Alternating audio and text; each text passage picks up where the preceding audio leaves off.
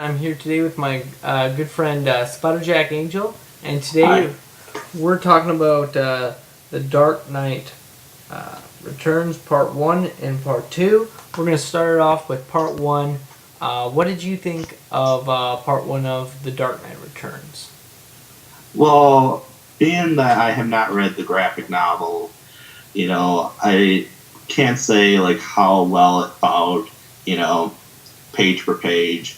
But as a, standalone, movie, I would say it's all right. I mean, I do have a lot of problems with it here and there. The positive side is I like you know, Frank Miller's take on Batman. I like the fact that he's older. I like the fact that they made a very realistic future, and I also like the fact that it shows kind of like Batman's addiction to become basically being Batman, Bruce Wayne's addiction, because there's a part in this film where basically Batman says like to Alfred that he made a promise to Robin that he wouldn't be Batman anymore, and then Alfred basically says, I see that you have shaved, and then he basically looks and he has no recollection of shaving because he must have blacked out when he did that.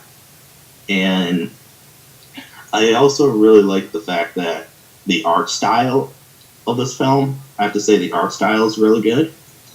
My only main complaint with the film in general is basically I don't feel like this movie gave Batman enough to do. I mean, the main thing Batman really does in part one is go up against the mutants and street crimes. That's basically it. And to me, I like a little bit more complex with my Batman stories. I mean, I like Under the Red Hood. I really like the twist in Mask of the Phantasm. Yeah. And, I even like Batman Beyond Return of the Joker. And, pretty much, I like pretty much every anime Batman movie here and there. But this one, if I was going to rate it, I'd probably give it about 6 out of 10. I mean, I know some people might think that's a little harsh, but, I like, Yeah. a more complex story with my Batman. Well, So, for me, I'm going to give it a 10 out of 10. But that's because I think it was really, like, I thought it was, like, really close to the graphic novel, like, in terms of, like, the story and everything. hmm It was pretty much page per page, right on the novel, which I really liked. And, I think people that are fans of the graphic novel are really going to enjoy part one since it, uh, since it's really close to the original story. So I think people are going hmm to appreciate that.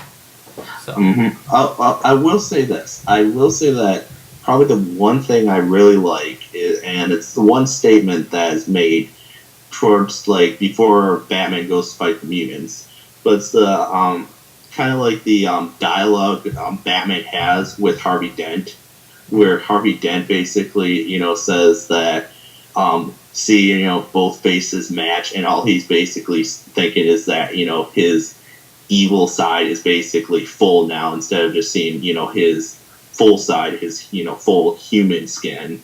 And he he's just like, I see that we're not so much that we're so much alike because we both can't fight our addictions. And I thought that was very good. That part I thought was very good yeah, because in most of the like Christopher Nolan's Batman movies, or even George Schumacher's.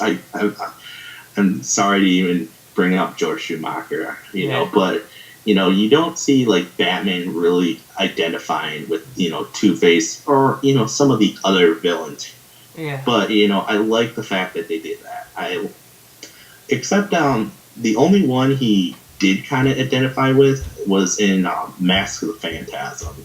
I mhm, remember that he identified with the girl for the fact that Joker. Now, yeah, this is spoiled, but for the fact that Joker killed her parents and Bruce Wayne's parents got killed. I like the fact that in Phantasm it was two people that were both victims of something. So, yeah. Angel, what do you think of The Dark Knight Returns Part 2?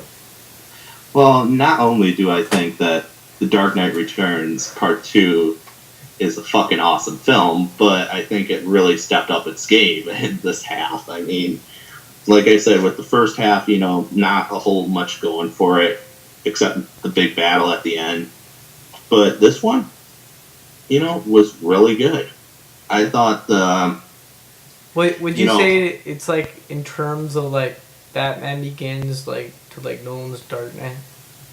well, I still think I'm probably getting criticism for this, but I still think Nolan's Batman is a little bit more better. But No, I mean like I like in terms of like like quality, like because like everyone says like like everyone says like Dark Knight's better than Batman Begins, like, and I kind of see why, but I'm saying that like in terms of like action packed, like Part 2 is way more action packed than the first half. Right? yeah, it is definitely. That's right. But the main thing that I really like about this film Yeah. is that it had a lot of complex level to it. Yeah. It had a lot going for it. You got, Batman is now hunted by the police. Mm-hmm. You got Batman basically trying to stop a massacre with the Joker. And not just one massacre, but two massacres. One is in a studio, and the other one is like an amusement park. And that's the funny thing about that the movie. There's so many similarities I can see between like Nolan's movies and like Dark Knight Returns Part 2. I can see similarities between them, like he's being chased by the police and the. I don't want to ruin the entire movie, but there's a lot of similarities between this and Nolan's Batman.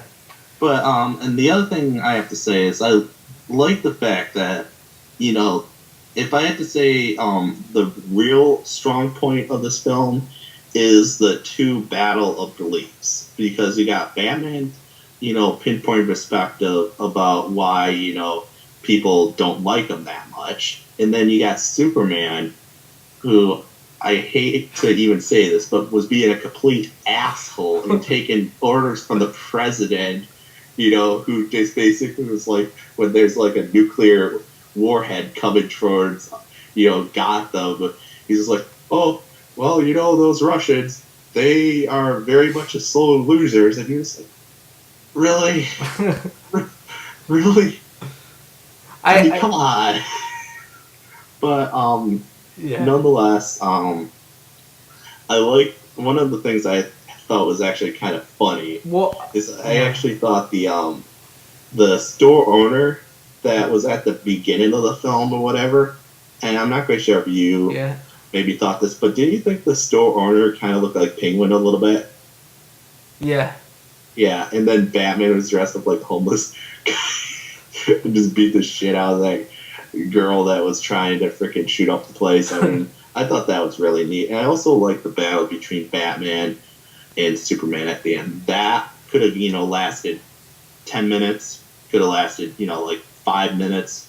But no, they expanded that out and they gave you one fucking hell of a battle. And the surprise cameo from Green Arrow was pretty sweet. Yeah, I didn't think that, anybody from the Justice League would even show up. Yeah. It's just like, and all of a sudden you see Batman drinking with Green Arrow, Albert Crane. Yeah. I mean that's why it's like, the only other thing I would say is the one thing I would say that's the fault with this movie, and it will be a very small fault, is I would have liked more of what happened to Green Arrow's arm. I mean, I understand the fact that Superman basically is involved in on him basically losing his arm, but I would have liked maybe a little bit of a deleted scene or a short story that would explain that on the Blu-ray. Just a small something. Yeah. But however, that's a minor gripe. I would have to say, in terms of voices, I really think that all the people that did the voice acting in this film, these two films, did a phenomenal job.